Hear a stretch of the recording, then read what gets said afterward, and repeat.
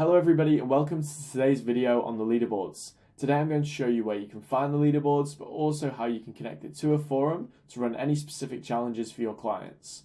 To find the leaderboards, you just go onto the automation page, click onto autoflow. You'll choose the autoflow that you want to be connected to the forum. I'll go on this hit the holidays one. You'll see the different pages up at the top here. You can click onto the leaderboard page. Here you'll be able to connect to any community forums, so connect and showcase that leaderboard in one of your community forums by connecting it here. You can also add a new leaderboard whenever you want to. So this could be a weight change leaderboard, a volume lifted leaderboard, total number of reps. We have steps leaderboards where you can connect with Apple Health, Google Fit, Fitbit and Garmin. And then we have the accountability leaderboards at the bottom here for tasks and workouts completed within this autoflow.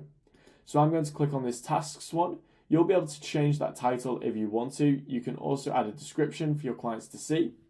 You'll simply just choose the end date. So I'm going to choose Saturday the 16th. When you create this, you'll be able to see all of the data for the leaderboard here.